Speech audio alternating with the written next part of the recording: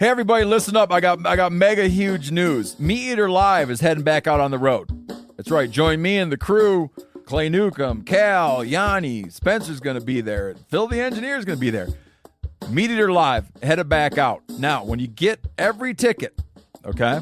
Every ticket you buy, you get a signed copy of our new Meat Eater Outdoor Cookbook. This tour is celebrating the release of the book. Buy a ticket, get a signed copy, Meat Eater Outdoor Cookbook, wild game recipes for the grill, smoker, camp stove, and campfire, which I'll point out is a $38 value. Here's where we're going to go. April 23rd, the Mesa Arts Center in Mesa, Arizona. April 24, the Balboa Theater in San Diego. April 25, the Grove in Anaheim, California. April 27, the Crest Theater in Sacramento. April 29, the Union in Salt Lake City. April 30, the Egyptian in Boise. May 1, the Wilma Theater in Missoula. May 2, the Bing Crosby Theater in Spokane, Washington. May 4, Revolution Hall in Portland, Oregon. And May 5, the last day of the tour, Pantages Theater in Tacoma, Washington. For tickets and more information, visit the events page at themeateater.com. Hope to see you at the show. Hey, this is Tyler Jones, and you're listening to the Element Podcast.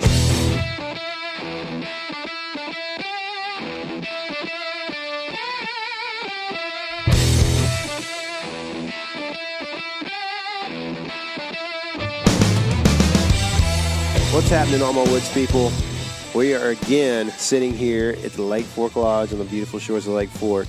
And I'm sitting here with my co-host, Casey Smith. What's up, dude? Man, same old. Just living that spring life, you know, but that hunting season deficiency that's in my world these days. Yeah, but the anticipation of fishing season is there. It's so close. So close. Yeah. So today we have an interesting podcast for you. If you've been following our social media, I guess a week or so ago probably, we did a live podcast, and we have edited that up, and we've got it ready for you. This turned out better than I could have ever hoped for, I think. I mean, I was just incredibly thrilled to have done this. It was Casey and I, and then the four guys from Stormwater Creek, and we had a moderator, Mr. Jared Kennedy, who works with BHA, Texas Backcountry Hunters and Anglers. And he basically was the guy asking all the questions. You guys will see. Oh, and don't forget we had Jeff Bynum on the panel with us as well. So he was also another guy who works with Texas Backcountry Hunters and Anglers. And I think Jeff's going to transport to Idaho pretty soon. Yeah, so it's kind of his bon voyage here. Yeah. But, man, we did a lot of stuff. You know, we kind of recapped our public land experiences this year, and then we talked about a little bit of – we kind of went on a rant about public land and what it means to us, what it should, the direction it should go. I thought Jared did a great job. So I guess we can go ahead and get to that pretty quick. I don't know what else to do other than ask you for an iTunes review. That's right, guys. You love us, give us 5 stars. 5 stars. So anyway, let's get to the interview, and we'll be chatting with you soon. Thanks. Thanks for coming out to the Texas BHA Pint Night. We appreciate you guys all coming out and supporting, obviously, the cause and what we're doing here on the podcast. I'm Tyler Jones from the Element Podcast. This is Casey Smith. He's my co-host. My name is Abe Bullman. I'm from Stormwater Creek, and these are the guys from Stormwater Creek. We got Jordan, Cameron, and Austin, and we're also joined by Jared Kennedy and Jeff Bynum from the Backcountry Hunters and Anglers Texas chapter. So we're ready to get this thing going. All right, let's do it. All right. My name is Jared Kennedy, and I will be the host today, I suppose. Ringmaster. The ringmaster of this circus. This joint effort here. So what we have today, we're having a pint night for Backcountry Hunters and Anglers, and in conjunction with these two podcasts, The Element and Stormwater Creek. Backcountry Hunters and Anglers is a nonprofit that has a couple of goals. The major goal here in the state and nationwide is public land advocacy for access for hunting and fishing nationwide. We have a 500-600 members in the state of Texas, and we're working hard to build that and grow nationwide. I think we're 15,000 members strong, probably more than that today. And so that's what we do. We were invited to this show because these two groups, the Element Podcast and Stormwater Creek, both do the majority of their hunting on public lands, maybe the entirety of their hunting. Solid 90%, I'd say. Solid 90% on public lands here in the state and outside the state as well. So to start it off, I'd like to have a couple of these guys kind of give a recap of their season. So why don't we start with the guys from the Element? Sure. Tyler Jones. Yeah. And we had a great year. I enjoyed, it's relatively new to me to do the public land thing. KC kind of got me into it a couple years ago, and we went hard at it for whitetails in Texas. And then we were able to harvest a really nice buck in Kansas on some public lands as well. We tend to probably do more scouting than we should. So, that's going to pay off eventually, I think, when you do that. But your wives don't necessarily like it when you're just out in the woods walking around, especially in Texas. Like, you're not bringing home sheds very often, you're not like, sometimes you're like, yeah, I think that's a trail. I mean, it looks like a clearing where deer would walk. But overall, like, we had a great time doing the whitetail thing this year. But, like, we spent time this summer in Black Canyon National Park, and he and I took a bunch of camera gear down into the Black Canyon, 2,000 vertical feet from the rim down to the Gunnison River. And I guess in the next couple months, we'll be doing a film release, I think, at the fly shop, Tailwaters Fly Shop here in Dallas. So awesome. We caught some monster rainbows and some pretty nice browns as well. So it was fun. Anything else? I mean, we took that trip to Colorado to go elk hunting. Yeah. Which, I mean, it's nothing special. We always go OTC, which is a lot of fun. And it's just that I guess it's kind of become the public land mantra of go in far and go in hard, and you'll have some encounters. I didn't get to kill a bull. I killed a bull in 2016, but one of my best friends from here in Texas, he didn't really carry him up there. He just kind of went with us, camped with us. I kind of showed him a little bit of what I knew, and he ended up killing a bull that scored in the 280s on like one of the hardest hunted units in Colorado. So that's a pretty good experience for us. And I mean, we kind of made a little film of that, but it doesn't have a kill shot in it. So I don't know if you'd really call it that, but just a great time. And then come back here and just go hard and somewhat have mixed emotions about how the Texas deer season ended. But we did have that great trip to the Midwest and did great up there. But it's kind of, our season was a true example of how hard the public land game can be here in our state of Texas. And I'd like to make a point that he passed a really good deer on public land this year in Texas. So it was a deer I would have shot. I mean, he was holding out for a 4-year-old plus, which is pretty rare on Texas public land. So overall, well, that's commendable, but that's also how you go home with a tag. And that's how you're shuffling. Yeah. End up shuffling around for some does right at the end of the season whenever that happens. But freezer trophies. But really, the public land thing for you guys is more about going and doing. I mean, you probably would not hunt as hard if you hunted private. If I had to guess. Oh no, I don't think so. I mean, there's just when you have thousands of acres of public land to roam around on, that's what I love about it. I mean, you just can't afford to lease that much acreage. You know what I'm saying? And so for $50 or whatever, you can go roam around on several thousand acre WMAs. And yeah, it's tough, but I don't know. I get a lot more out of it. I know it sounds so cliche, but I get a lot more out of it than just putting a picture on Instagram of me with a big buck, So yeah, and I think that too. I don't think that hunting public land per se makes you a better hunter, but I think that access to that much acreage, no matter if it's private or public, really helps you in your game because, I grew up hunting mostly public, and then we had about a 20-acre tract that we could put a feeder on. And I didn't learn anything about deer hardly on that feeder place, you know. Right. But I'd still shoot a deer there when I had the chance. But when you go out there and you have a couple thousand acres to roam around on and really actually see how deer move throughout properties and use terrain, like that makes a huge difference in, your development as a hunter. We'll come back to more of that, but I want to get the Stormwater Creek guys in. Abe, tell us a little bit about what you guys did this year. Well, it's funny because a lot of ours mirrors a lot of what theirs was. A lot of walking, a lot of scouting. Our crew there's 4 of us, and so everybody does everything, but we got 2 duck hunters who go crazy during duck season. So come November, they're shotgun in hand at 4 o'clock in the morning drinking coffee, waiting for the sun to come up on the water. And then you got Cameron and I who are out there busting through Greenbrier, trying to get as deep into to the public land as we can get. But I mean, for this year, for us, it was crazy. It started early. I've never scouted or put as much effort into trying to go out and find animals in the wild as I have this year.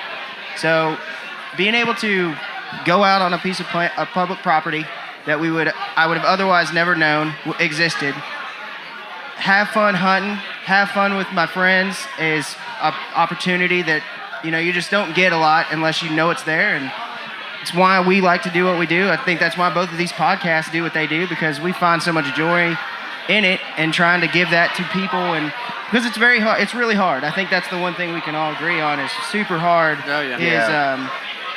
Trying to go out on public land is not going to be something you go out and, I hunted 2 days and I shot 2 deer. Just, you could do it, and if you do it, hats off to you, but more often than not, it's going to take a lot more time. There's one in every crowd that gets one on their trip out. They're like, "Oh, this is what y'all do? It's so easy." Yeah. But other than that, it was really fun. We did a lot of. We didn't get anything on the ground this year, but we did tear apart a piece of property and find every single little nook and cranny that it had to offer, and hunted it as hard as we could, and tried to be able to be as adaptable as we could. What do you boys, you duck hunting boys, think about? Y'all went after it pretty hard this year. We stuck to our older tactics this year on duck hunting, and went out to our normal spots, and we got a few out there. We decided to change it up, and everyone told us we were in the right spot, and it was one of those, y'all guys should have been here yesterday. They were Every flying day all was over the place. yesterday. Yeah, and but we learned some new things. We learned some new tactics. We started using the kayaks more, getting to spots. We found a lot of places that we think are promising for next year. We just need to start them out a little earlier, Story of a public land we hunter. hunted a lot of new property and new acreage this year. Definitely found some good spots. Found a ton of wood ducks, which is my favorite by far. For sure. I made a few sits in stands for deer, but duck hunting's way more my deal. I know me and a buddy scared Abe out of his tree stand one morning. Oh, yeah. That was an interesting end to a hunt. I guess we didn't even know you were going out. We were throwing boats in the water at 3:30, 4 o'clock in the morning. A truck pulls up, and I'm ignoring it, and this guy grabs me. What the hell? It was Abe. I was like, "Oh, what's up, buddy?" He's, "I'm going to shoot deer." I said, "I'm not." Yeah, it was funny. You tell the rest of the story. Well, we got checked by the game warden, by the lovely Mr. Gary Miller, and he was like, "Well, where's your shotgun at?" And I'm like, "Well, I'm not hunting ducks." He was like, "What? What are you doing?" I was like, "Well, I took my kayak down and around," and he's like, "You paddled that kayak all the way down to that public land spot?" And I was like, "Yes, sir." He was like, "Let me see and show you. You don't have a shotgun for real?" I'm like, "No, I don't." And he was like, "Oh, well, more power to you, buddy." Yeah, he thought you were crazy. He was like, "Man, good for you," Well, Most people think we're crazy. so we had Probably are. Tell the rest of the story. So we've had Colorado elk, we've had Texas whitetail, Texas waterfowl, and Kansas. You guys are in Kansas, right? Yeah. For the Element guys are in Kansas. And we have Jeff Bynum here, who hasn't talked yet. Jeff, I know you did a Colorado hunt. What else did you do here in the state? Yeah, I mean, for Texas public lands, I think the funnest hunt that I did this year was I got to take a guy out that had never hunted before, never had anybody to go with, and being in Texas, he just didn't know anything about where to go or how to do it, and so went up to Caddo, and they have a 3-day doe season up there, and we were able to kind of, I mean, anytime you go out with someone that's never hunted before, they always have that lucky streak, and so we had a doe walk out and helped him harvest his first doe. Just a cool experience, and ended up getting a bobcat on that trip myself. So it's possible, but you got to work. It's a whole nother ball game than sitting in front of the feeder with a cup of coffee. How's that bobcat taste? Good question. Yeah. So no, it was a good year. Colorado was good. Didn't get a bowl. Had opportunities. it's funny because everybody has the paradigm when you go out to Colorado chasing elk, and you got to go in deep and into the wilderness and go further than everybody. And what you find is that everybody has the same idea. And we got into elk, and we were in elk for 4 or 5 days straight. Took one cow out of a herd, but we were only 1.5 miles, 2 miles deep, and we had bulls screaming, and it was action like I've never seen in Colorado over-the-counter hunting before. It was great. Eventually, we chased them out of there. It's something where you've got to hunt it different. It's a whole nother paradigm shift. It's a whole nother level of work, and you really got to be there for the experience. And every now and then you get lucky and get to fill a freezer. Cool. All right, so we're going to do kind of something a little bit different. Since there's so many on the panel here, we're going to go ask for some shorter questions, just kind of a short little synopsis of a few things here. So I'm going to start right here to my right, your left in the audience, with Mr. Austin, the Grinch, as they call it. How did you get that nickname? Look at any picture he's ever taken, and that'll give you the answer. Enough said. So I wear glasses or contacts. And sometimes I just don't wear them, so I can't see. So I'll be standing somewhere squinting. The Grinch. Everybody's like, "What's wrong with you? What's going on?" The best thing I ever I'm heard just is trying to see. What are you talking about? Yeah. The best so I thing guess I'm I've- scowling all the time. the best thing I've ever heard is he looks like a pitching coach whose team is losing from the No, dugout. perpetually watching his team lose from the dugout. Exactly. Yeah. That was comment was on a picture from my elk hunt. So the Grinch here, Austin, is on my right, and I've noticed on his social media, this guy's a cook. He does am I going to say this right? Sous vide. I do sous vide a lot of animals. He does sous vide a lot of cuts, and so real quick, rapid fire here, almost rapid fire. What was the best day that you had out today? I mean, it doesn't have to be the most successful, but what was the best day, and kind of what made it the best day today? Definitely some of the new spots we hit duck hunting. That's by far my forte and my love. I always knock down a deer every year on usually private land. I try to knock through on public land, but duck hunting's my deal. Okay, so you go into a brand new spot. You'd heard a little bit about it. You pull in, you throw a couple dozen decoys, half dozen? Dozen at most. Dozen at most. Dozen at most. Is that a less is more on public land? I think by the time they've gotten this far south and you're in mid-season or later, they're like, no. Yeah. We've seen that. We've seen that. Yeah, we've seen that. So half dozen. All right, so you go into a brand new spot. What made it the best day? Just beautiful, more or less? I burned off a day of work midweek and went and paddled it and kind of dropped some pins on Onyx. It was mid-morning. I got there like 10 o'clock, 11 o'clock. And there was ducks everywhere flying, which is by that, most of my duck hunts are done by 10 or 11. Oh, yeah. So seeing them fly then, I was like, well, this is the spot now. Yeah. So I just kind of paddled around, did some research, took some random shots at them at noon, which is right when it was ending. So just getting the lay of the land. I know a lot of no pressure. I mean, just kind of. I was the one person had a out there. laid back day. Yeah, and it was gorgeous mornings. So I was just paddling my kayak around. I know a lot of people look for, especially for like any ungulate hunting, draws and drainages and all that. For duck hunting, it's water and where it's gathering in reeds and depth, and you can't look at a map for that because it's going to change weekly. So you got to get out there and look. So just running across these new spots was the best part of the year. And you can't really scout prior. You just got to get out there and look at it. You can get an idea before the season, but once the season starts, you got to change tactics pretty much weekly. Cam Wiseman. Yep. Cam here. So same question. What was your best day? Would you say? I don't know. There was one morning. It was the one we got on film. Or I got it on film. Self-filmed 2 does being killed, and it was my first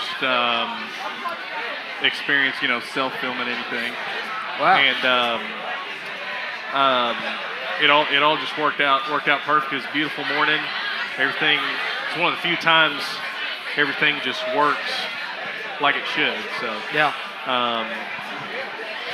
Now, what kind of tree stands do y'all hang-ons, or do you use climber stands? So this was a ladder, and I guess I should say this was on private land. Well, doesn't matter. Talking about public land here, I'm telling you about private. No, that's fine. It was a ladder stand at the farm. So it was that short window we had to shoot those, so gotcha. I kind of let them have it. With your bow, right? Love it. Yep. Look at you. Jordan.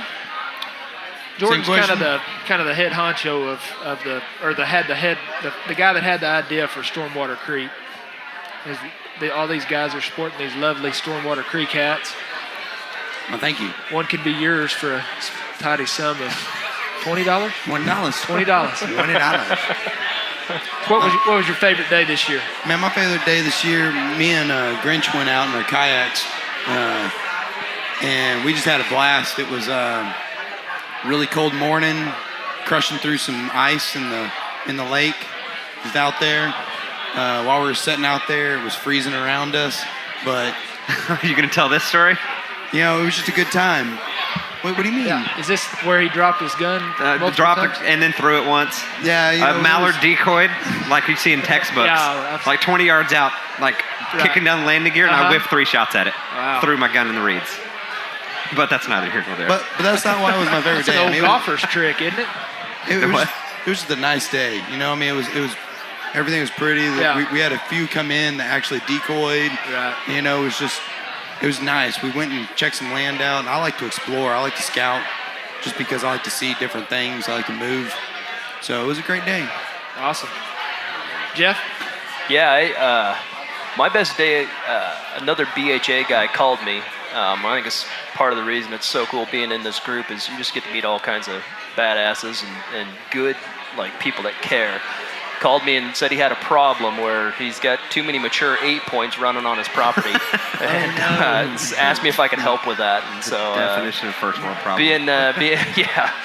Being the helper that I am, went out and had to put in some work in the tree stand, but sat 7 days and got to harvest my biggest buck to date, and that was a pretty cool experience. So any time in a tree stand, watching deer underneath you, the way they interact, especially during the rut, it's just a cool experience. You learn so much. So, that was a fun time. It's a good buddy. Yeah, good old JT. Good old JT. Good man right there. Yeah. So, speaking of initials, KC, tell me about your KC Smith, correct? That's me. KC Smith. Tell me about your favorite day this year. Best day you had.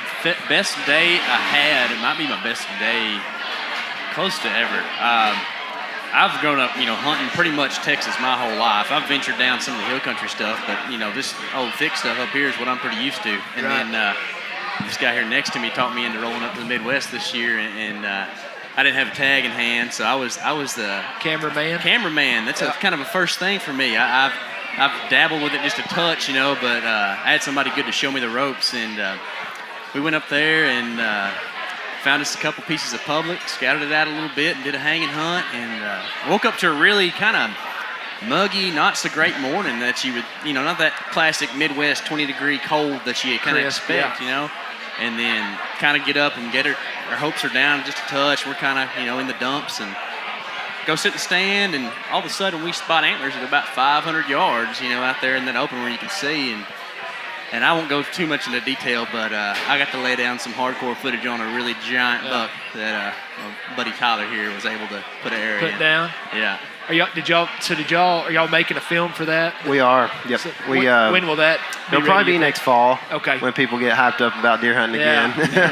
Are you going to try to get it into one of the tours, or? Yeah, I probably won't. Okay. Yeah, because you have to refrain from using that on your own channels right. and publicly displaying that, and we'd rather show our friends and such. So these guys, of course, their listeners will know, but they had a film in that was part of the Full Draw Film Tour last year, so that was kind of nice. When BHA, that's one of our big deals in the state of Texas. We're going to have 4 Full Draw Film Tour events this year: Dallas, Fort Worth, San Antonio, and Austin, possibly Houston as well. We're still working on that. If anybody in Houston's listening to this, please get in contact with us because we could use some help down there. But it's a big event for us, brings in a lot of money, and it was great to have you guys part of that last year.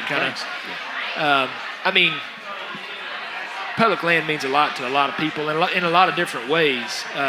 I took my boy fishing this morning, and we hiked about a mile into a river place, and you could tell there's a lot of horseback riding in there. A lot of people drink Modelo, apparently. There's always that there. There's some folks that smoke Pall Malls, I noticed. yeah. So anyways, we brought home a lot of trash and not a lot of fish, but it's just great to have that, right down the road from the house. And I think we kind of think of hunting and fishing as these grand adventures, because that's what you see on social media. I mean, if you look for fly fishing, you're going to see a lot of permit fishing and people catching peacock bass. And, the best part about this, and the reason probably everybody's sitting at this table, is your dad took you to shoot squirrels, or you went on a dove hunt, or something that's very low key, but kind of hooked you in a way that even a big trip, if a kid just thought about one big trip a year with his dad, it may not catch him the way being able to sneak out every day or every other week does. So it's good to hear these stories about going to far off places, but also knowing that you're banging it out every day or every week on these hanging hunts and that sort of thing, paddling your canoe into a little spot that anybody in the state could show up at any given time. We hope they don't, but it could happen. Happy to share it if there's people out there. Anyways, that's why we're doing this. That's why BHA in the state is growing, and I think that's why the message is resonating, even in Texas, where there's not just a ton of exposure to public lands. There's a lot more than you think, especially when you add the lakes in. So that was the best. We heard the best day. I'm going to ask kind of, not necessarily for your worst day, but I'd like to know maybe something that you did this year that either a piece of equipment that just let you down or a tactic that you thought was pretty clever that turned out to be kind of like my hunting experience is not that successful.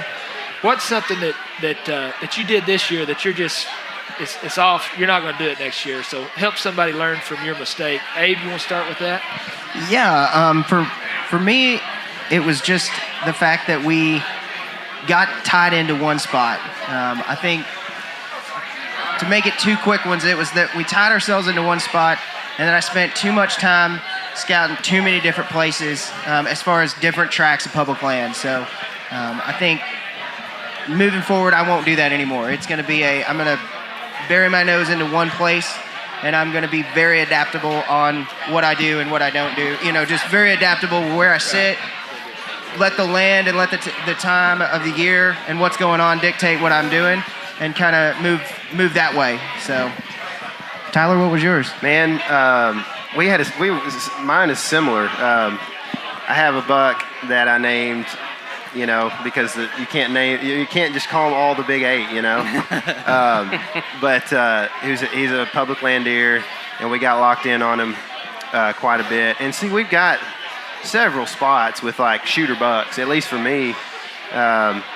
It's funny, like I've shot some pretty big deer, but KC can attest to the fact that like if a illegal forker comes out, I get hyped, man. Like I will, if he doesn't stop me, I will shoot that deer, So, but we got locked into this big 8 point that I found last year in the postseason and tracked him back towards his bedding, and thought we were gonna have a better chance at him this year. And with the drought, we had issues patterning him, and so I should have been spending more time hunting just good deer country, instead of hunting a spot. Yeah. Got locked in. Yep. Same thing for you, KC? Well, I'm going to throw a little different on that. It's for me, I'm going to throw it to some fishing. All right. This summer, Tyler alluded that we went to the Black Canyon this year. Uh-huh. It's a pretty tough trip. I was in great shape. I worked hard. I ran every day before we went, lifted, did my thing. And then, for some reason, I got so hyped, I didn't eat before we started our descent. Or drink anything. Stupid, bad backcountry mistake. It was in the afternoon too, so it was hot, man. About 7/8 of the way down, my legs lock up and I can't move them. And Tyler, I think, had to go down and get the little, what is it called, the steri pin? Yeah. And mix me up some water out of the river just so I can keep rolling. Bad mistake. Rookie mistake. I know it, man. I know it. It's happened, Flatlanders, we don't know what we're doing sometimes. You'll never make that mistake again. No, though. never. Yep. Never. I'm eating a steak before we go down next time. Yep. Those mountains are rough on you. Yeah. It's a whole new ball game. Yep. Jeffro? So mine's a little different. On that elk hunt, we went out in Colorado.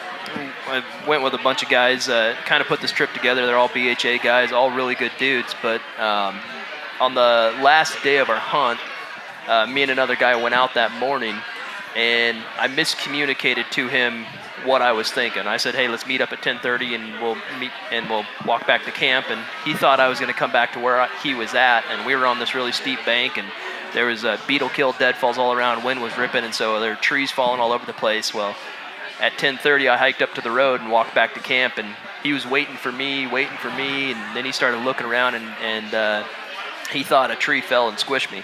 Oh. And so he spent an hour down there searching for me. And I mean, the emotional cost, the emotional toll that guy went through, when I just thought maybe he killed something. So after an hour, I went back down there to try to find him, found him, and he was a wreck. He thought he was going to have to explain to my wife how I died. Golly. And it's just a reminder for me. I mean, as we go out and we try to take people with us and do this, like, we all come from different backgrounds of hunting, different experiences. And so what makes sense to me may mean something completely different to somebody else. So learned an important lesson there.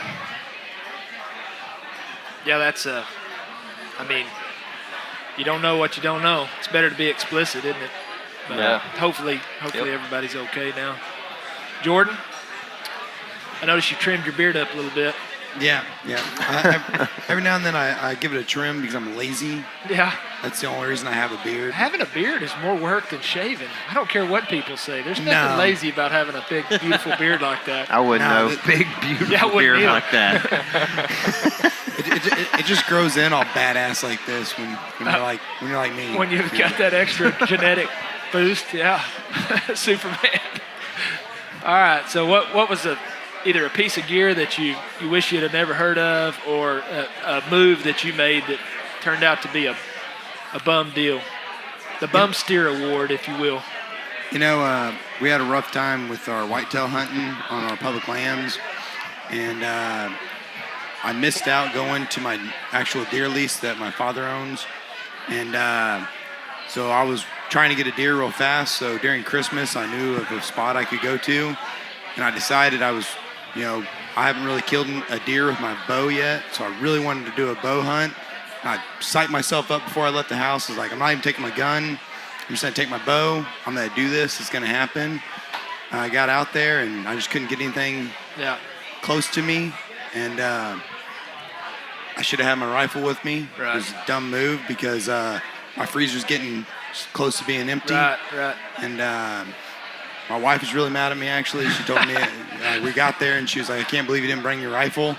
You idiot. Like, we need meat for the freezer. So, just not planning out that really good. Like, as much as I love to bow hunt and as much as I want to get a bow kill, like, I still need meat in my freezer. Get one down first. Yeah, and then for be sure. all proud. Mm-hmm. Yeah. Let my pride get in the way. I guess that's the best way. I'm a terrible bow hunter. I will admit that. I just don't have it. Well, I'm starting to find out I'm not a very good bow hunter so far. Elk hunting, to elk hunt in the best time of the year to elk hunt, you have to be a bow hunter pretty much. And so, I mean, I kind of view bow hunting as you go when they're not going to let you take a rifle, you take a bow. Yeah. But I just have not. I mean, it gets in some people's blood, and they just can get it done. My little brother, he could jump in a bar ditch and come out with a deer. I know people like that. Nothing wrong with being a bow hiker, though. Yeah, I've done a lot of that. Hike your ass off. I did that a lot. Cam, what's the worst thing you did this year? So this kind of goes to something Jeff kind of mentioned earlier. Me and Abe, if there's the furthest spot in the property, I've got this thing about getting there. And it's like, if it's pressured property, they're going to be there. But that's not necessarily the case. I think we need to focus on not so much getting away from people as focusing on whitetail habitat. Right. Because you hear these stories about guys, this guy's been hunting this property for 15 years and he never goes more than 100 yards from the truck. Well, he's on to something, right? He's working smarter, not harder. Smarter, not harder. So I think that maybe getting a little wiser on habitat and kind of where the deer want to be, not necessarily just getting away from people. Now, are you going to do that with kind of boots on the ground, or is that going to be a Google Earth? I mean, where y'all are hunting is pretty big woods, isn't it? I mean, there's not a whole lot you can tell. Well, you can tell a bit. I mean, like when you look at a map of this place, you can see just about every drainage in there. Yeah. You know, thick cover is going to be around drainages, right? It's Right. going to be around creeks, whatnot. Right. So you can tell some things from looking on a map, but not everything. You've got to get down there and walk. Right. This is the best time of year for that, I think. Absolutely. I mean, I guess I really didn't realize that. We went fishing this morning in a place that it's a public land draw hunt that you can put in for, and you can just tell so much more about what's going on. Mm-hmm. You know, with all those leaves off, and you go in September, and it's not the same deal. Yeah, So no way. You boys just had somebody on the podcast that he determines his hunting spots Right now? right now, before it greens up, right? Yeah, yeah. Steven Spurlock, we just interviewed him the other day, and he says he finds like 90% of the places he goes this time of year. He also says, this is a neat tidbit, he says that when he finds a set of sheds, so both of them, that buck he will kill within 400 yards of that spot. Really? I was like, I haven't proven it, I haven't tested it myself, but it's like, man, that's a pretty cool bit of information. You know, it's something neat to test and neat to Tough see. to prove bit of information. Yeah, it would be real tough to prove that in our area of Texas where you don't find sheds out Yeah, like there. that is even fine shit. Why do you think you don't find them as much? Just thicker? I think it's the thickness, and Coyotes. you add just everything that chews on them so Yeah, much. You know, yeah. you go to some Coyotes parts of and the squirrels. country, you have a whole lot less squirrels and stuff that's Yeah. chewing on them. I found one, I guess last Saturday, we did a little, small game Saturday thing, and went out and shot some rabbits and squirrels, All and right. I found a shed out there then. And it's funny how when I see the littlest bit of deer sign, I go from being a small game hunter to a deer hunter real quick, and just get locked in on that stuff. Now, you never really go in the woods. Was this a fresh shed from this year? No, you it's think? actually That was 2 last years year? old, and it's Oh, chewed up really? pretty good. Oh, yeah. I don't know how old, but I assume, a It's couple kind of like years. finding an arrowhead. If you ever find an arrowhead in a river bottom, you really never step in a river bottom without looking again. Oh, yeah, It that's kind of right. changes I you a guess. little I bit. do the same thing when I drive by a pasture and see a buck. From Yeah. then on, I look in that same spot. And he's not going to be in that same spot ever again, but for something. Confirmation bias is what that's they it. call that. You just Exactly. want to believe one thing. Yeah. So, I mean, Austin, anything? I'm glad I got to go What about last, 'cause cooking wise? What did you screw up this year that you wouldn't do again? Let's hear a cooking tip. Cooking with the Grinch. He took a smiling picture. That's what he messed up. I did a Neil Guy tongue last weekend. that's cool. Is it good? It was good. So I that like wasn't- lingua though. Yeah. I don't know. I can't think of anything that was just awful. And that Neil Guy backstrap was the best thing I've ever eaten. Right. But as far as actual hunting mistakes, opening day of duck season. You remember that, Jordan? Oh my God. You were there too. I was there. Right? More So this walking is my that should have been done. it's a tried and true spot. We've gone there for multiple years. We start out for it's 4 o'clock in the morning, whatever. And there's a tank and there's Main Water Lake, and we're going 2 points out. It's a couple miles. Okay. And I get decoys, we got our debris loaded up, and Right. hiking. Hiking. Oh, let's take this. Yeah. Yeah. Let's take this road over, and then up, kind of following Main Water. We walk for a while, and Jordan, I didn't have Onyx on that phone. Jordan says, we should turn here. No, that's not right. And he says, you know what, let's just follow Main Water. We know we'll get where we're going. I said, no, it's going to take forever.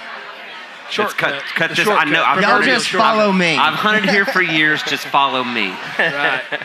45 minutes later, Nothing. we'd walked a circle around that tank, and I said, them two and another guy, and me. I said, they're pulling up their Sun coming up GPSs. yet? No, it was No, 4 not o'clock. We yet. had plenty of time.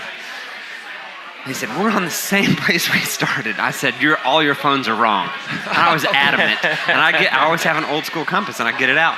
I said, this direction's not that direction. Yeah. I was so turned around. 3 iPhones 100%. broken. I was like, every one of your phones are wrong. There's Yeah. something wrong with the Every cell one of signal yours right is here. wrong. I was adamant about it. We were Like, 40 yards from the trucks. We were 40 yards from the trucks. I was like, this is not where we're at. That is not happening. And it was absolutely where we were at. That's how I almost killed Abe.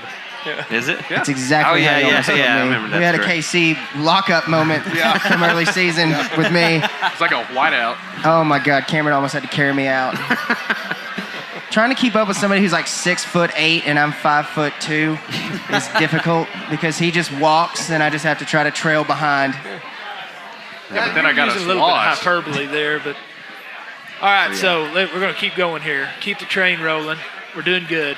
covering a lot of ground. I think we're making a good. This Stormwater may Creek actually staying be on point. usable podcast for both groups. We won't have to scrap one. It's So amazing. I'm gonna go back to the Element guys. Best piece of gear that you found this year that you didn't know about when the year started. You can go first. Best piece that I didn't know about. All right. Well, or best piece that you knew about, but you just finally added it to your kit this year. Okay, well, I'll give you a little something.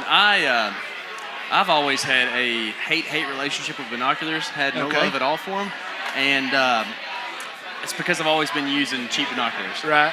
And I got married about a year and a half ago, and my wedding party got me a set of binoculars, a nice pair of Vortexes with a rangefinder for my present. I was like, heck yeah.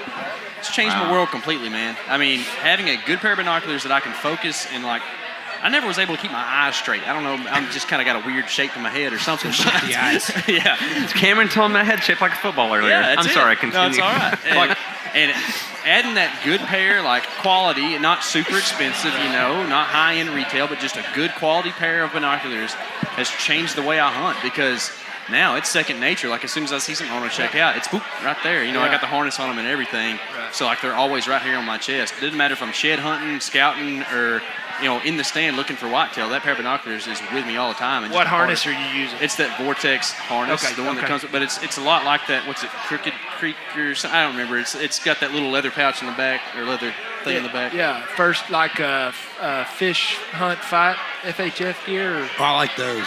I want a pair of those. those Vortex ones were made by those guys. I don't know if the new ones are or not. Yeah, I don't think they are anymore. Okay. I'm not sure, but I think so. For me, one thing that we utilized, I got a Muddy ProCam 12 trail camera, and we utilized the video mode on that pretty extensively this year. And I think it kind of changed our world because, even if you're doing a burst mode, sometimes it's hard to tell where that deer's coming from or which way he's going.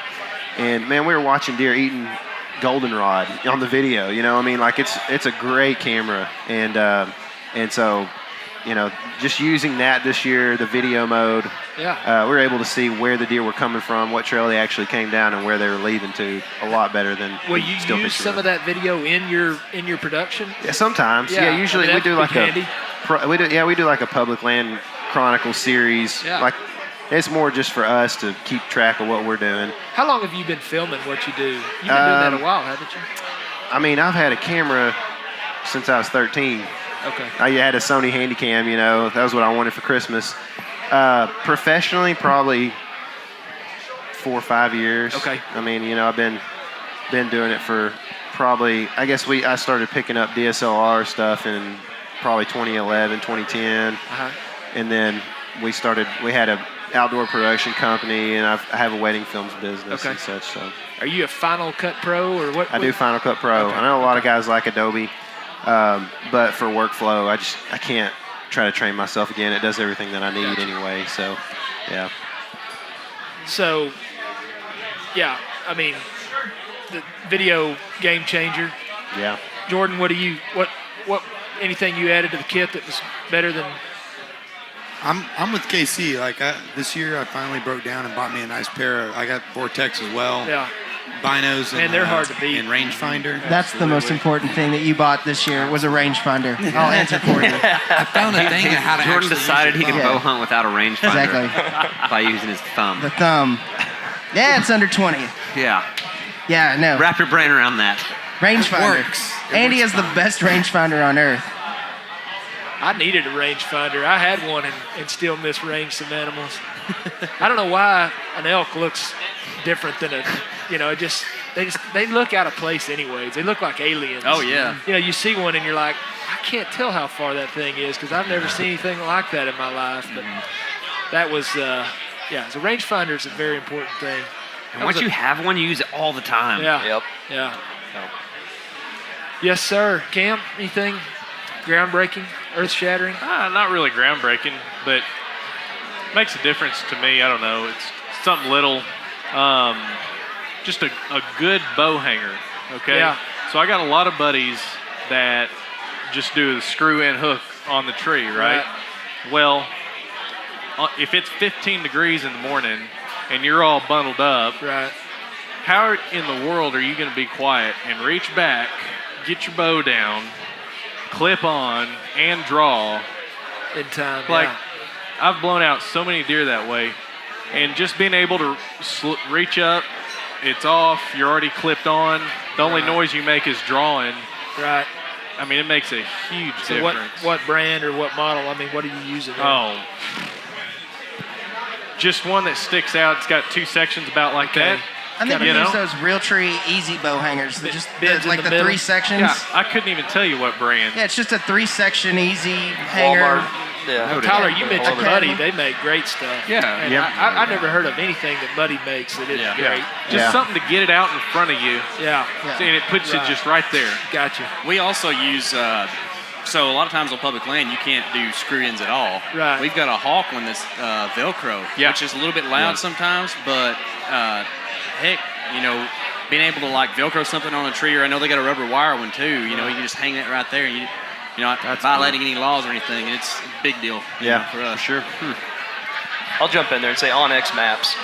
I spent I 100% agree with you. hours on OnX Maps this year. And it was my first year. Had it on my phone. I left my GPS at home intentionally on a Colorado trip. Saving those maps to your phone and go airplane. And OnX Maps. They just released their turkey layers yesterday. Oh yeah, turkey flawlessly. season. Everybody's got it for turkey season. I'm sure there's ways to use it that I'm not savvy on, but I use it all the time. I love it. Especially in Colorado. I mean, the problem I kind of felt like I used my phone as a crutch. I would listen to podcasts at night, instead of just like really immersing myself. Because for 6 days I hunted by myself, and I kind of wished I wouldn't have had that phone just to kind of really detox, from it. But that's the only thing. But I'm with you. Those OnX Maps are great. Yeah. And they're big supporters of public lands. Obviously, that's most of their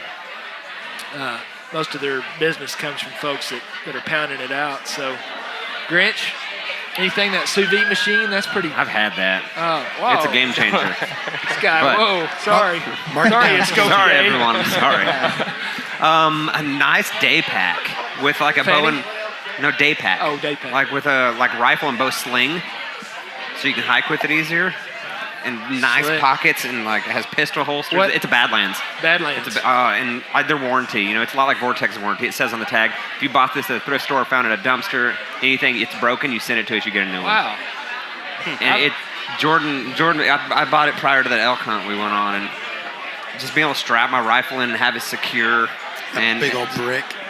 Yeah, it's a different story, but it's just that's really nice, just to have a nice day pack. Yeah.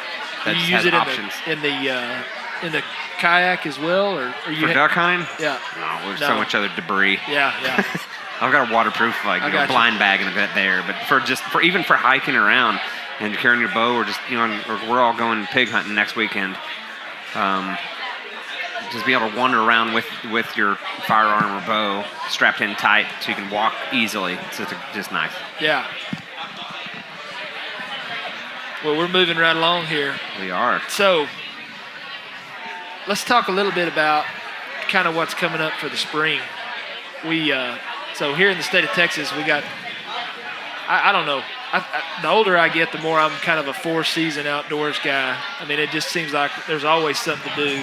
And the whitetail life, I don't know that it used to be like this for folks. But I mean, if you're shed hunting and you're getting ready for the summer, and then you're, before you know it, you're scouting and hanging cameras again and getting out, hanging stands, trimming lanes. There's always something to do. Not only that, you got to stay in shape to hunt these, especially these public land places.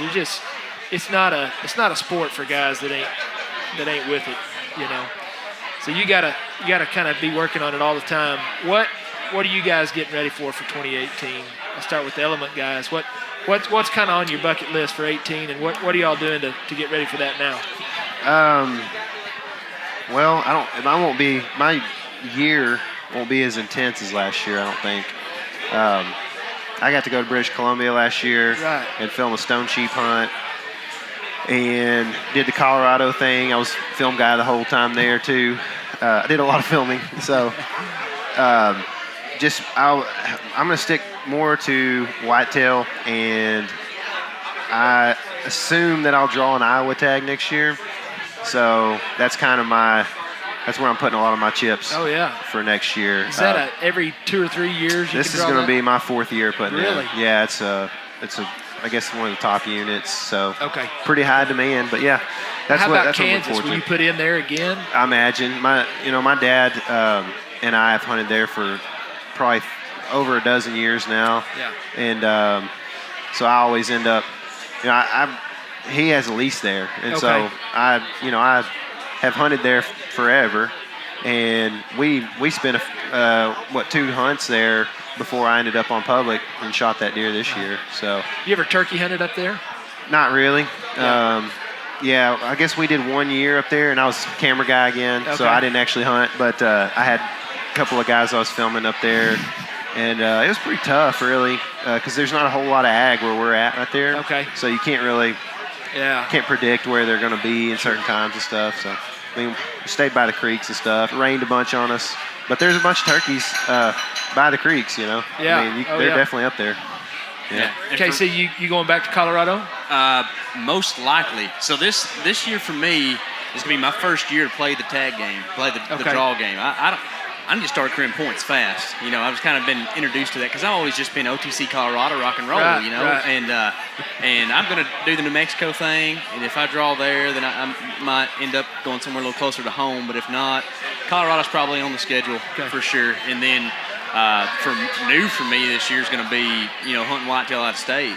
I've never done that. I've always just stayed close to home, kind of homebody, and I kind of just want to expand my horizons a little bit. You put in for Kansas? Yeah, I'm put in for Kansas and see how that goes and see if I can get drawn up there. And I tell you what, the antlers are alluring, but those deer weigh like 300 pounds in the hoof. So you're actually bringing home something. You're bringing home meat. You shoot a coyote-sized doe here in East Texas, and it's kind of rough sometimes, but not a lot to go around. Yeah.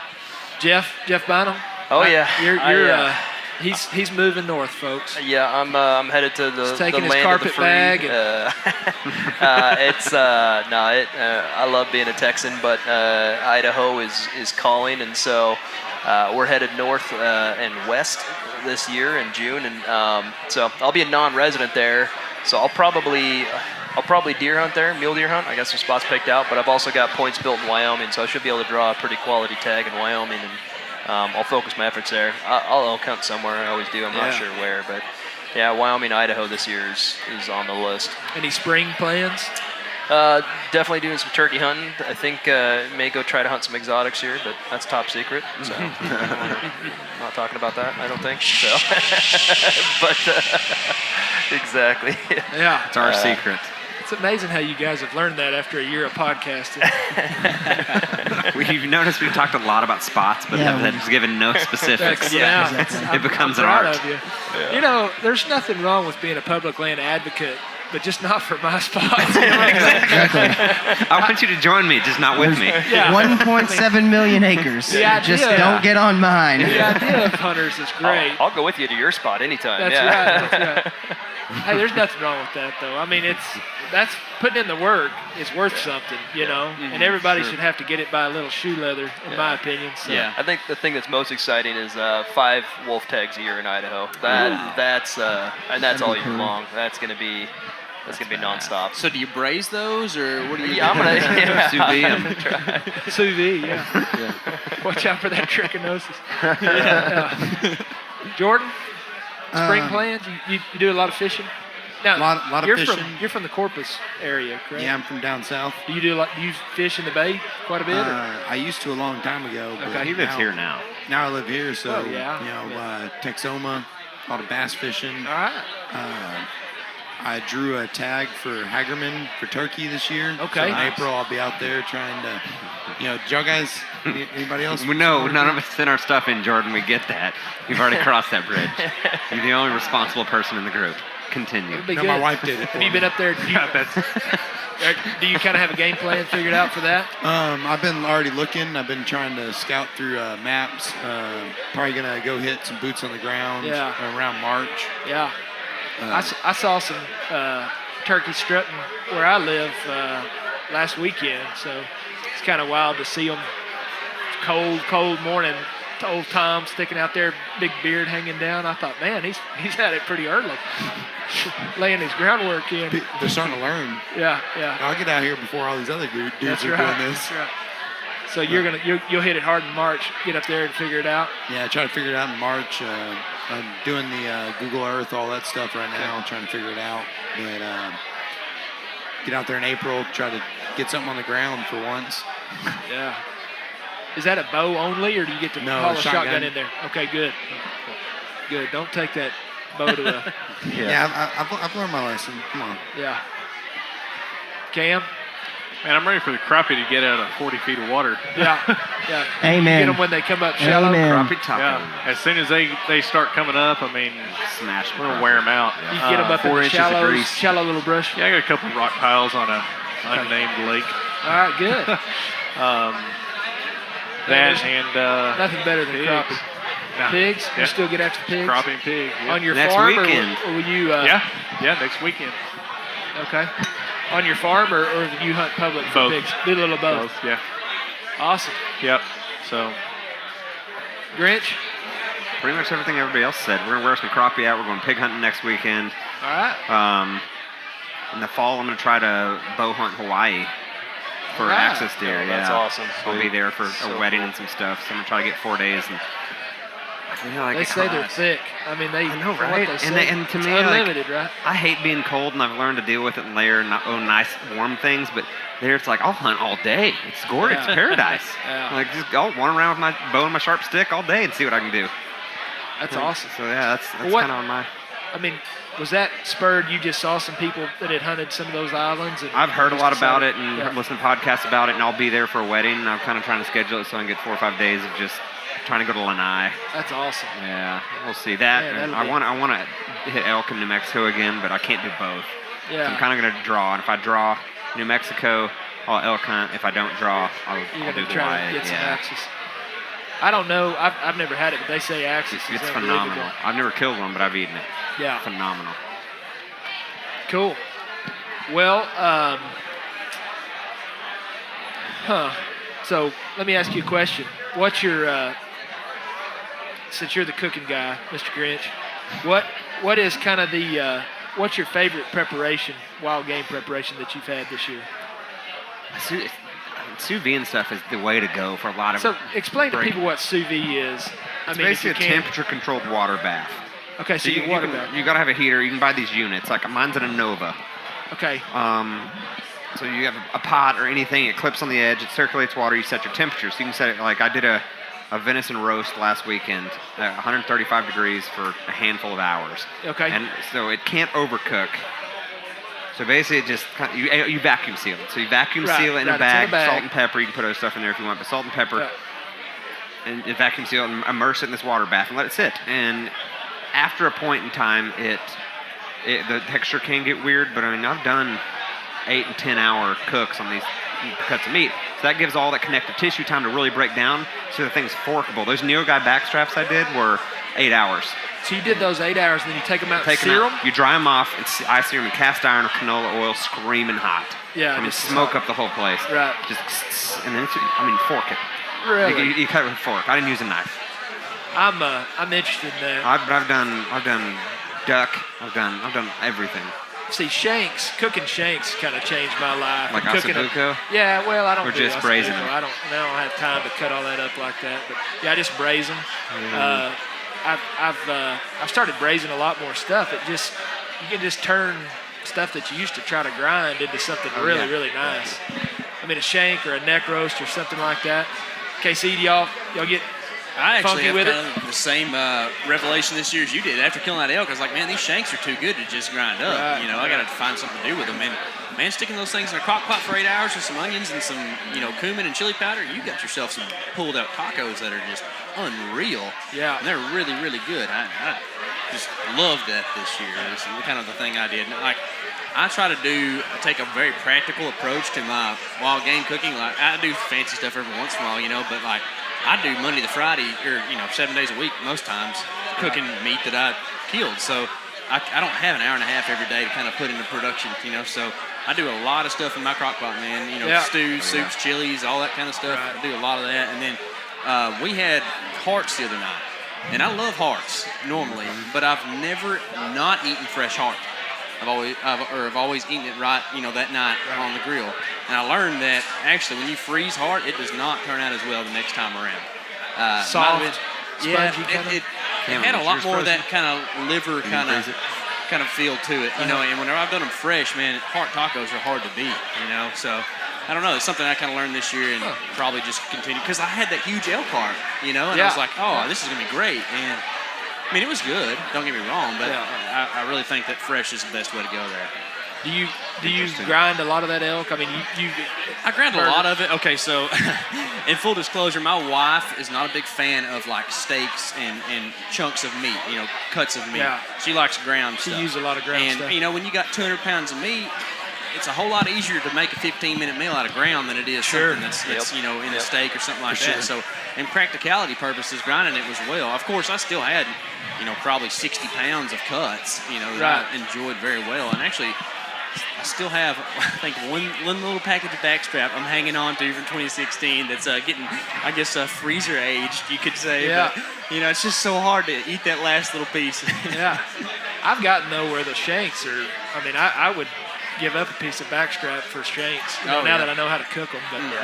But I think the world just changed. My dad, he wouldn't eat wild game, but mine wouldn't either.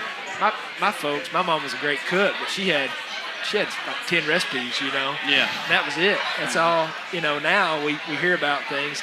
I guess people were reading French cookbooks back then too, but not my folks. Yeah. So, I think expanding your horizons a little bit. Absolutely. In the woods, and then now when y'all go to Colorado, do you set a big? Do y'all bring food in, or are you eating freeze dried stuff? We truck camp most of the time, and kind of hit those logging roads. And I usually make big stews, big chilies, and do all that, and try to do those ones that you can thaw. And because the cool thing about like freezing food that you bring up there, it serves two purposes. It gives you ice for the way up, and then when you're there, you can eat it. So you don't have to buy ice. It's not taking up extra room in your cooler. And you thaw it out on the way. And this year, we ate pretty good. Of course, this year my buddy killed that bull, so we had some, fresh meat too. Oh my goodness, that backstrap that we had on the mountain this year was delicious. I grew up in a family where you fry everything. Right. Deer meat's made to be fried, and then the elk just kind of opened my world up on that. It's too good to fry most of the time. Yeah. Oh yeah. I can imagine. Jeff, you do a lot of cooking. Oh man, we got ourselves that Instapot for Christmas this year, and I know you're from Washington. That doesn't mean what I think. It's basically a pressure cooker. It's a pressure cooker. Nothing. It's legal in Texas, so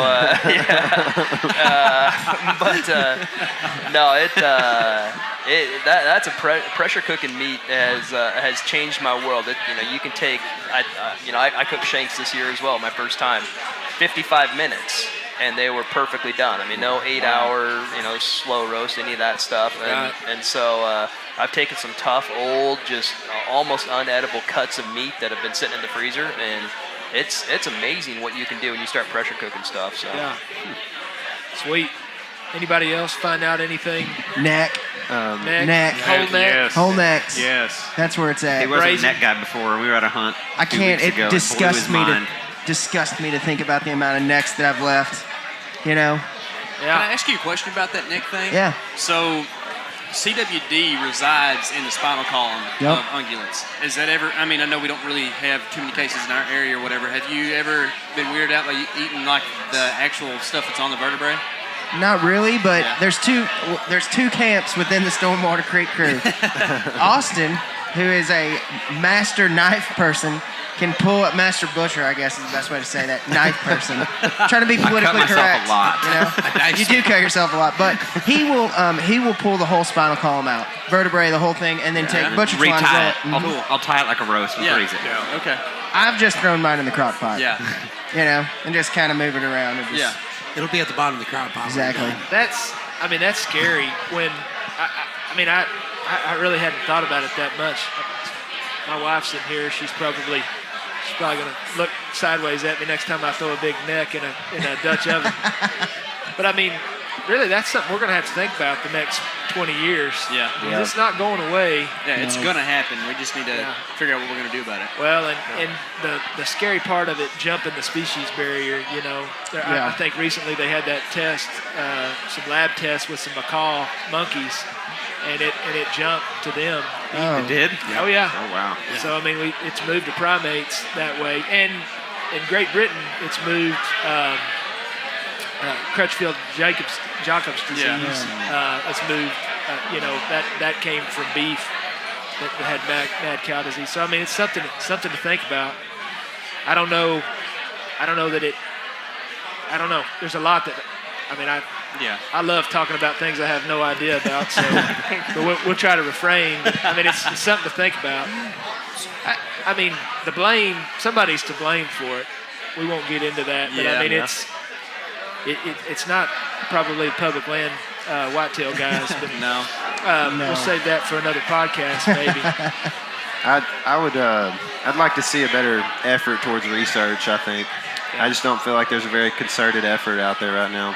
Right. I mean, I know the NDA is trying to do a few things, but it doesn't feel like there's just a, hey, this is what we need to put our money into to fund research. Right. Now, you guys went this past year to QDMA conference. TRCP. Oh, so you went to TRCP? Yep, up in Minneapolis. So that's Teddy Roosevelt Conservation Partnership. Yep. Are you guys going to attend that again this year? I think it's an every other year thing. Okay. And we'll, I mean, if they ask us back, I'm sure we will. So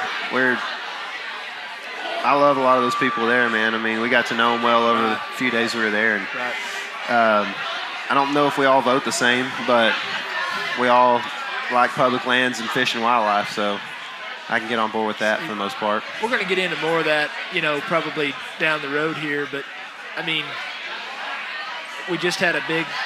I don't want to take this into the dark territory, so stop me if you guys. I'm basically I work for y'all today, but so we had a big school shooting a couple of days ago in Florida, and so.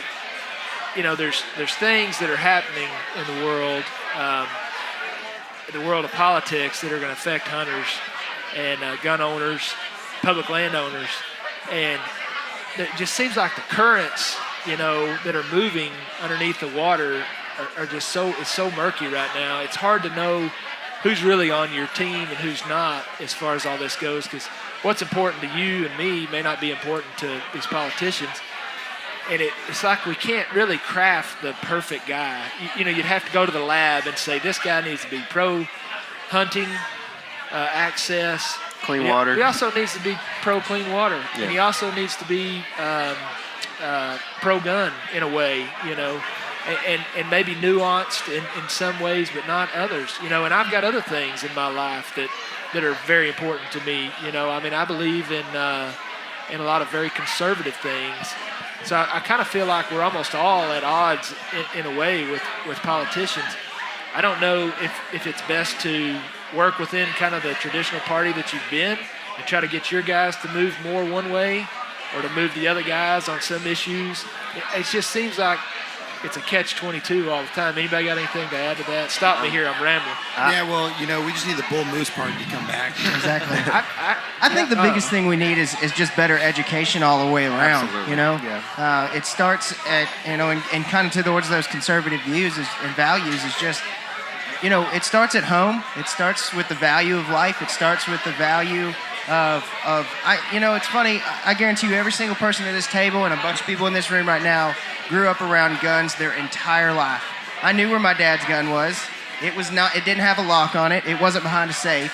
And I knew because I was taught what it was, that it was not something to be played with, and I never played with it. It was just not anything that ever happened. And I think that people can start to teach their kids about that. Don't be afraid of these things. Exactly. Respect, not fear. Respect. Right. Respect. And respect for life, respect for the weapon, and you start to you're going to diminish those things, and it just goes to the greater.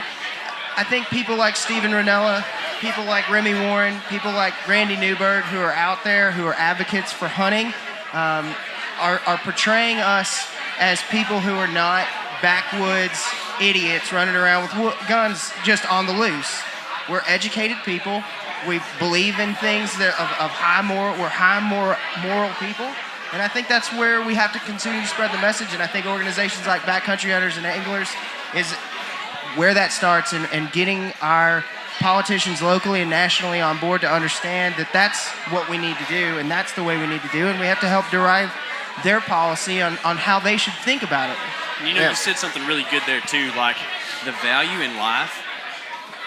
There's nothing that teaches the value of a life more than taking one in a hunting scenario.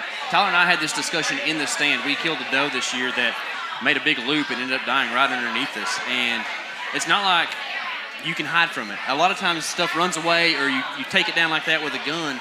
But when you have to sit there and watch something die and know that you did that, it touches you in a different way. Absolutely. But you have to realize that that's a responsible harvest. And we're not out there, I'll kill them all, just shoot them and leave them land. That's not what we're talking about. Right. We're talking about a responsible harvest and valuing a life, no matter if it's, a frog that you see on the way in walking, right. Or it's a deer that you're going to harvest, or if it's another human that you see while you're in the woods or elsewhere, like all the people here tonight. The value of life is something that needs to be taught more to people, I think. I think that Abe hit the nail on the head with the education statement. I don't think, if we're going to go back to the politician side of things, left or right, I don't think what we need is more legislation, really. That doesn't fix things, because people that are going to disobey the laws aren't going to listen to the new legislation anyway. I think it's a heart problem, with people. Just the souls of men are evil, that's what it boils down to. And unless you're educated, whether it's about hunting or shooting or gun safety, or it's just about being educated about how we should care for each other. Yeah. It boils back to education, I think. Can you say something on that? Yeah, Cam, go ahead. You mentioned something that we can't craft the perfect politician, right? Right. Well, believe it or not, we still have a voice in this country, right? Yep.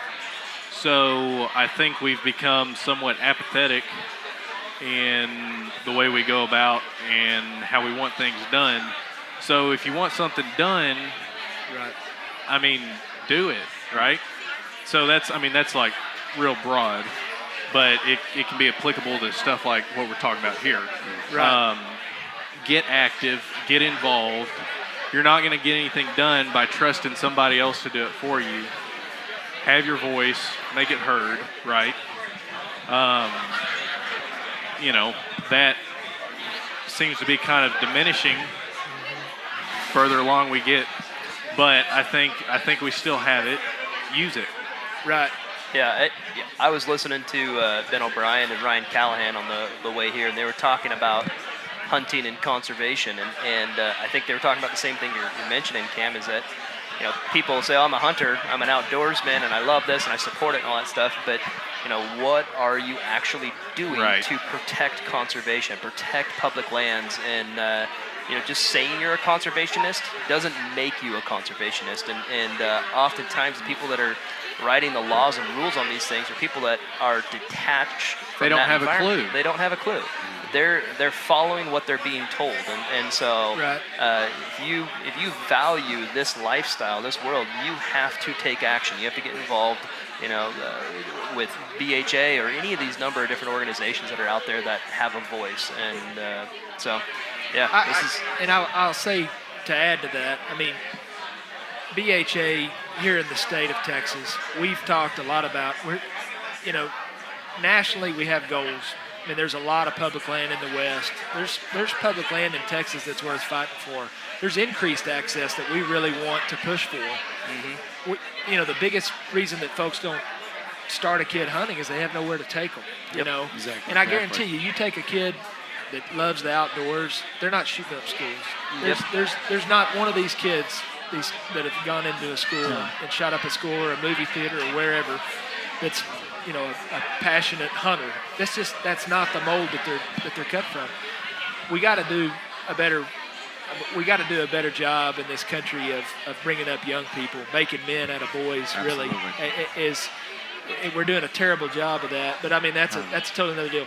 On the public land deal, I think being involved nationally, being involved on a high level, but also being involved locally. We need to do more boat ramp cleanups, cleaning up, having days where we go and do some service projects. You mentioned you love wood ducks.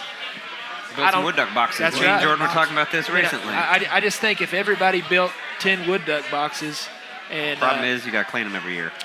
well, yeah, People you got to don't do think about that, and you also need to do some predator control. I mean, Raccoons. Raccoons. there's a lot of. I mean, I don't know how you Trash do that on public pandas. land, but there's a lot of things you can do to impact your world. So make what you're doing a better place. Yep. Raise your kids right. Well, Help your neighbor. I mean, that's the sort of thing I think if everybody turned around and just tried to do. That's a little bit better bipartisan every day. message right there. Hey, help your neighbor. I'm not I don't running care for what you anything. are, who you are, what you look like, or what you do. Just I'm here for you. Right. Yep. So you see where I'm going there. Well, Jared, you mentioned it earlier, and I was going to commend you on it. You talked about going fishing this morning. You took out more trash than you took out fish. When you get out there, that's your land, that's our land. If you see trash, you have the means of taking it out. Take it out with you.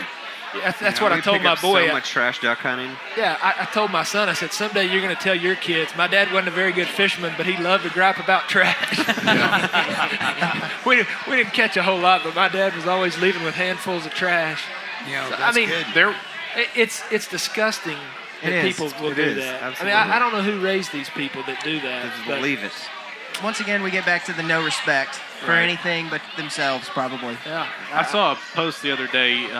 It was a girl my brother grew up with. We're all, friends. She grew up in Texas, moved to the mountains, and she's got certain viewpoints I don't necessarily agree with. But she posted something the other day that was to the effect of, this is all beautiful, and I love the environment and being out in the mountains and the outdoors. But as soon as hunting season starts, like all you see is trash in the parking lots, access points, stuff like that. And I was like, that is a horrible message Yeah. we're sending. Absolutely. Like that's her view of us. Right. It only takes one guy. It only takes one guy to throw a McDonald's sack out and let a coon get in it, or Case of Modelo. Yeah, case of Modelo in his Pall Mall package. But I mean, one guy makes the whole thing look bad. One bad apple. It'd be That's 50 the whole guys analogy. come through there and don't. But I mean, that's the thing. Just pick it up when you can. I'm not on any high horse, but Well, and it also only takes one guy to switch that around. yeah. Call them out, throw it back in their face. People need to be called out for their BS. Okay, so I think we're getting We're down. delving deep. We're getting down the road on this pretty good. we're gonna lighten it up for one last. We really- call that the rabbit trail on our podcast. And we do a lot of that. Squirrel. I do it a lot. wasn't that But this bad. rabbit trail actually That was had a somewhere to go. that was a good rabbit trail, though. Our Not- reviews are beers, not we'll good. see, This is why you're around, to keep the rabbit trails exactly. good. Well, I mean, that's all important stuff. I mean, I'm not Agreed. trying to preach here, but on the BHA front in particular, if you could change your public land experience for the better, I'm going to ask each one of you this question, and then we might be able to just wrap it up with this. But if you could change your public land experience for the better, I mean, ideally, you wake up tomorrow and you're the king of the world, Grinch. What would you change about Texas public lands? It's a tough one. Because Texas, like we've touched on, Texas has, it's a lot of land, but in the percentage-wise is very small based on western states. Man, it's a tough one. More I think access? More access, respect of it, not to Respect. get backed into that, because you do see, especially in all these heavily waterfowl spots, just shell boxes and shell casings and hand warmers and dip containers and water bottles. Like, you brought it all out, just put it back where it was. Like, it packs out smaller than it came in. Like, you're making us all look like jerks here. And then that's the kind of stuff.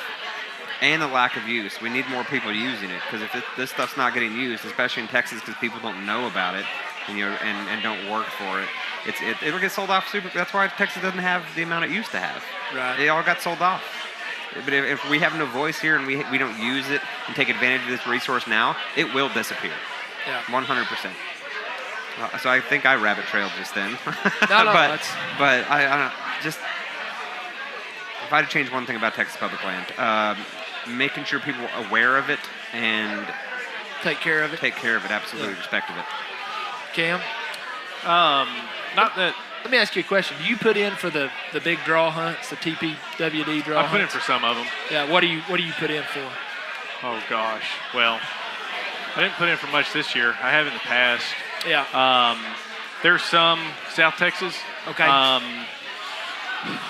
Hagerman. Not this year, though. Not this year, though. Well, he didn't put in for the turkey, but we're all putting in for the deer hunt in May. Yeah. It's on my calendar. You don't have to say specific spots, but I mean, well, you put in for the pronghorn hunts? I haven't. Okay. I haven't. I've got buddies that have done that for 30 years, never drawn that hunt. Still haven't?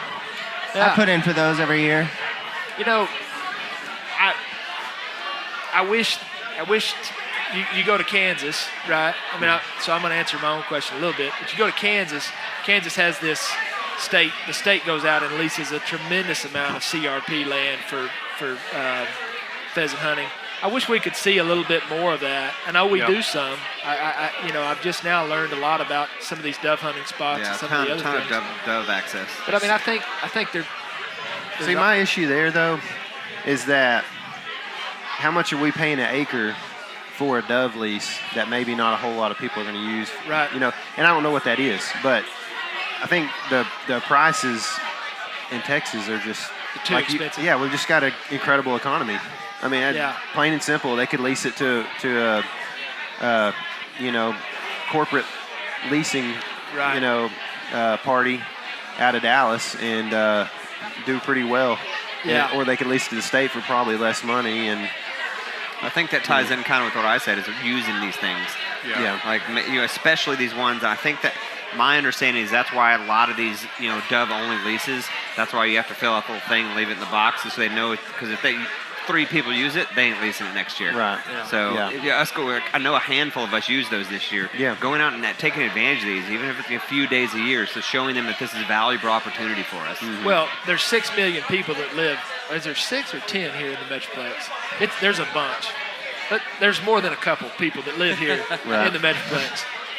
And every time somebody moves in, we need more hunters. I mean, people need more of a place to go. I've been out of the deer lease game for a while.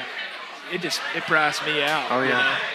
And but with my kids coming up, it's hard not to say, gosh, I wish I had a place to take them and just a place to go shoot guns or something. So you can see why that money. I don't mean to skip over everybody here, but that kind of is I feel like a good segue into the point that I have about like public land experience is that like I feel like you probably want to have a lease for your kids because they can go out and see deer more regularly than they could on public land. And so I guess one thing that I would like to see improve, and I don't know if it can or not, but is like the amount of game, whether it's squirrels, rabbits, or deer, like I want to see these lands managed effectively. I know the NWTF's doing a lot of work from habitat management perception, but like I feel like that if you can go out, like a new hunter that's maybe 20 years old, if he goes out, he doesn't really know what he's doing. Say he's been listening to Stormwater Creek and he's inspired. And he goes out on public land and he doesn't see a deer, like 3 straight sits, he's probably not going to be a future hunter. Right. You know what I'm saying? Yeah. And so like we got to figure out how to get. I don't know. I mean, I'm sure it's habitat improvement and stuff, but it's better overall management. Well, yeah. I mean, I'm not trying to like chastise the state or anything here either, but like I'm just saying I would like to see more opportunity from a game standpoint. I'll jump in there because as a transplant Texan, been here 3 years. I mean, I grew up hunting public lands my entire life, and I got here and had nowhere to go, and it's darn difficult to figure out the way Texas runs their public lands. Mm-hmm. There's information out there, but the websites aren't intuitive. There's not a lot of resources, and everything is so focused here on hunting leased properties. It's you almost just throw in the towel. and so it took me a couple years before I could even got out on the first piece of public land. So I think, one thing that we can do as a culture is do everything we can to be more inclusive to the people that just don't have the experience or knowledge to go out there and figure it out. And maybe, that's something maybe we can work on with BHA and try to do more events around. But well, I know Abe. He was talking to me the other day. That's a big point of their podcast is like inspiration for people and knowledge that like you can go do this. And that's why we film and that's why you guys film and stuff. Exactly. We're trying to showcase these public lands. You know. We just released a little squirrel and rabbit film that he was talking about the other day. It's not that exciting for a lot of people, but I'm telling you, like when they were busting out of the brush piles, it was fun, man. I had a blast. Well, squirrel and rabbit are delicious. And they're good. Yeah. I think just to jump in on kind of to tag onto both of y'all's points, I think that's one of the biggest things that BHA can do is really start to work with the state of Texas and help them manage lands. And I guarantee you, we don't even need to get a response from them. Their response is going to be like, where's the money to do this? And my response to them would be, well, we need to generate and recruit hunters who are going to pay the $48 each year on top of their hunting license to come and hunt these lands. And that's going to allow you to hire biologists. It's going to allow you to maintain and manage these public land spots better. It's going to allow you to have a better website that would allow people who are like, I understand this is possible, but how do I even do it? And maybe a consolidation, too, of the fact that we have TPWD wildlife booklets. We have a Corps of Engineers booklets. How do we make that easy for people to understand where they can go?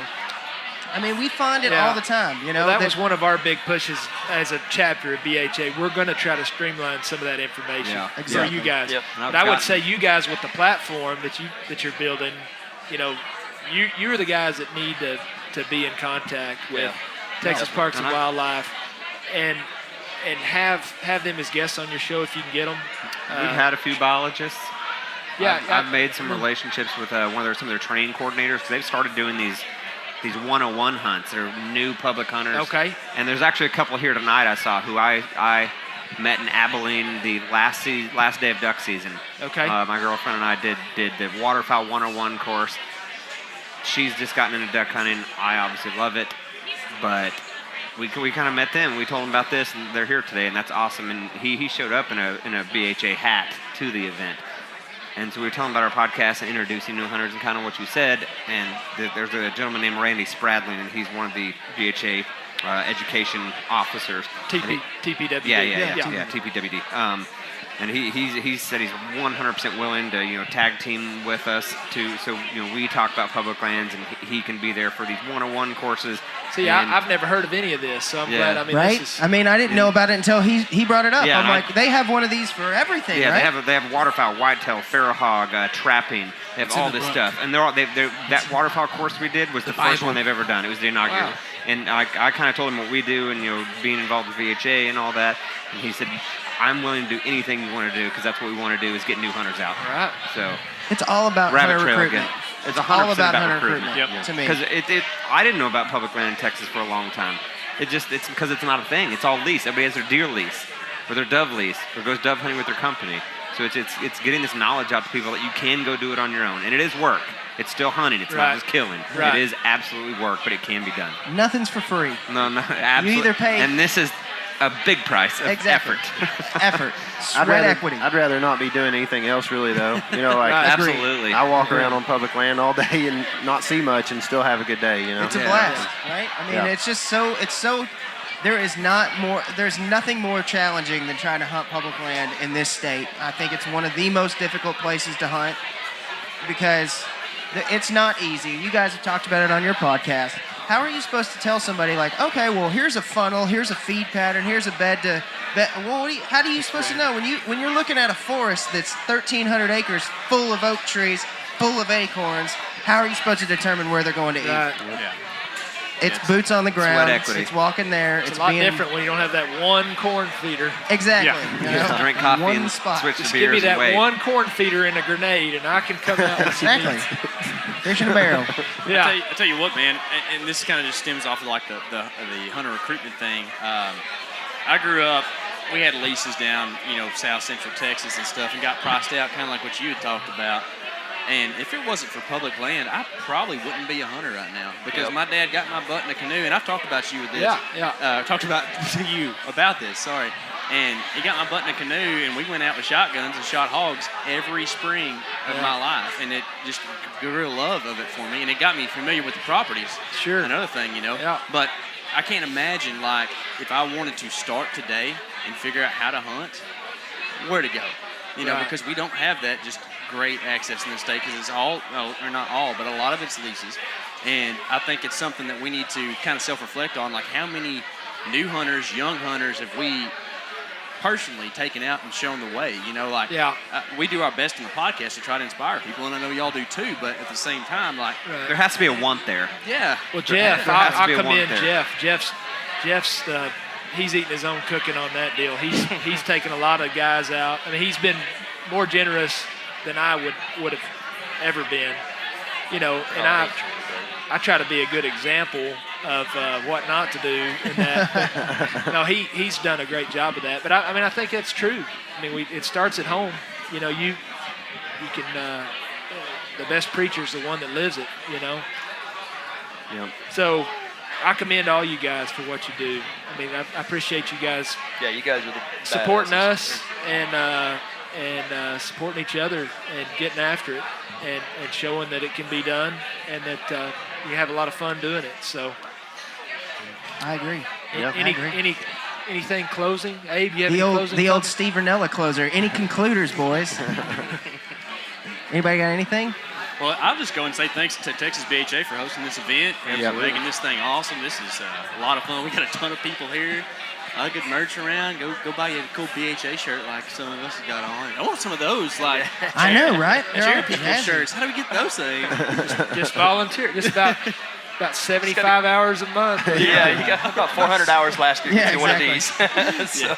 Yeah, but thank y'all for all the hard work y'all do. I mean, Yep. it's been great just being a part of Texas BHA and just being around y'all and seeing all the hard work y'all put into it. It's awesome. Yeah. No, thanks for what you guys do. I mean, you guys are a voice for us. You guys get out there and you attract people and you share the message, and so it's a group effort. So all right, so let's talk a little bit about follow up. Where can we find the Element guys? Where We try to be pretty available digitally, so we have a website, theelementwild.com. The Element Wild. And then we stay on the Instagram and Facebook quite a bit. So what is it? At the Element Podcast. At the Element Podcast for Instagram, and then the Element on Facebook. Yeah. Okay.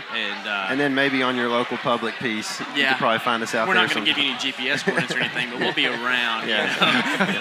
But then, of course, they come up with really cool names like Babylon and stuff like that. We just go that place. That one place. Yeah. And then, of course, like our major platform is the podcast that's on iTunes and Stitcher and Podbean and all that. They own the podcast. Subscribe, 5-star review. And leave us reviews, man. I mean, y'all know the podcast where reviews where it's at. Exactly. That's the single best thing you can do. I'd rather you not buy a hat and leave a review. Yes, please. But you can also buy a hat. What about you guys?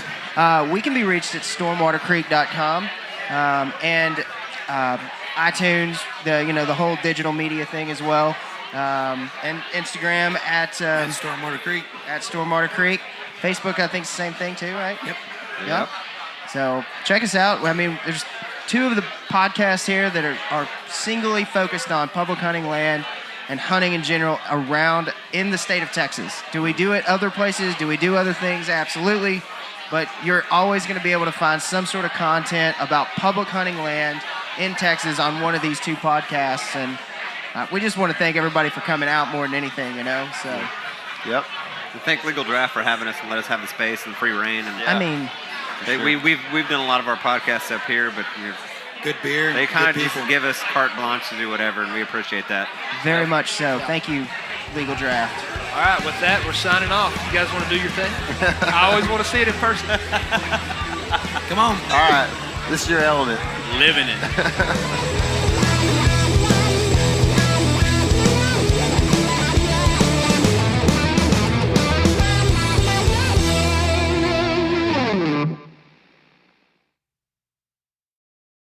Hey, everybody, listen up. I got mega huge news. Meat Eater Live is heading back out on the road.